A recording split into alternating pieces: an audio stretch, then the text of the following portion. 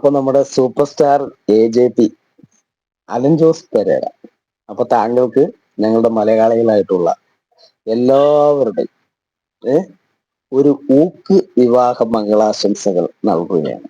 കാരണം ഇത്രയും ലെജൻഡ്, ഇത്രയും കഴിവും ഇത്രയും ബ്രില്യൻ്റ് ആയിട്ടുള്ള താങ്കൾക്ക് കണ്ടന്റ് ക്രിയേറ്റ് ചെയ്യാൻ പിന്നെ ഒരു ദേശീയ പുരസ്കാരത്തിനും ഞങ്ങൾ നോമിനേറ്റ് ചെയ്യുന്നുണ്ട് താങ്കളെ. മനസ്സിലായോ? പിന്നെ വേറൊരു മഹാനുണ്ട്. അദ്ദേഹം ഭയങ്കര ഡോക്ടറേറ്റ് ഒക്കെ കിട്ടിയ ആളാ, വിദ്യാഭ്യാസ ഫിലോസഫി ഒക്കെ ഉണ്ട്. പക്ഷെ പറയുന്ന വാക്കിന് ഒരു നിലയും ഉണ്ടാവില്ല എന്ന് മാത്രമേ ഉള്ളൂ. ഇപ്പം അവിടെ പോകില്ല എന്ന് പറയും, പക്ഷെ ഞാൻ അവിടെ പോകും. ആ, അങ്ങനെയൊക്കെ ഉണ്ടാവും. വേറെ വേറെ കുഴപ്പങ്ങളൊന്നുമില്ല. പിന്നെ തൂർന്നതും മണക്കുന്നതും അറിയാത്ത ഇവറ്റ കൂടൊക്കെ നടന്നു കഴിഞ്ഞ എന്റെ പൊന്ന് സഹോദരിമാരെ, ഇവറ്റകളുടെ കൂടെയൊക്കെ നടന്നു കഴിഞ്ഞാൽ വെറുതെ ചീത്തപ്പേര് കിട്ടുമെന്ന് മാത്രമേ ഉള്ളൂ, എങ്ങും എത്തിപ്പെടൂല. മനസ്സിലായോ? ഇവന്മാരൊക്കെ ഓരോരുത്തരിങ്ങനെ മാറി കണ്ടന്റ് ക്രിയേറ്റ് ചെയ്തുകൊണ്ടിരിക്കും. ഇവന്മാരൊന്നും ഒരു നടന്മാരും അല്ല, ഒരു കോപ്പും അല്ല. ഇവന്മാരെയൊന്നും സിനിമയ്ക്ക് ആവശ്യവും ഇല്ല. മനസ്സിലായോ?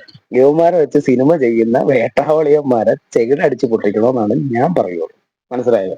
കാരണം കോടിക്കണക്കിന് രൂപ കൊടുത്ത് ഒരു പ്രൊഡ്യൂസർ ഒരു സിനിമ ചെയ്യുമ്പോൾ ആ പടം ഇവന്മാരെ വെച്ച് അഭിനയിപ്പിച്ചത് പൊട്ടിച്ചു കളയാനുള്ള അത്ര നല്ല മനസ്സ് കാണിക്കുന്നുണ്ട് ആ പ്രൊഡ്യൂസർ. അതിനെ അവരെ സമ്മതിച്ചു കൊടുക്കണം. കാരണം വേറെ ഒന്നും കൊണ്ടല്ല, കലാകാരന്മാരാകണം എന്നുണ്ടെങ്കിൽ അതിന് കല പഠിക്കണം, അതിന് കഴിവ് വേണം, സംസാരിക്കാനെങ്കിലും അറിയണം. ഒരാളൊരു ചോദ്യം ചോദിച്ചാൽ അതിന് കൃത്യമായ മറുപടിയെങ്കിലും നമ്മൾ പറയാനെങ്കിലും പഠിച്ചാൽ മതി. അതിന് ഉത്തരം കൃത്യം പറയണമെന്നൊന്നുമില്ല, പക്ഷെ മറുപടി പറഞ്ഞാൽ മതി. നമുക്കറിയാവുന്ന രീതിയിൽ മറുപടിയെങ്കിലും പറയാൻ നമ്മൾ പഠിച്ചിരുന്നാൽ മതി. വേറെ ഒന്നുമില്ല ഇതിനകത്ത്. മനസ്സിലായി? അപ്പൊ എല്ലാവർക്കും, എന്റെ സുഹൃത്തുക്കൾക്കെല്ലാം ഒരു ആശംസകൾ. Okay okay.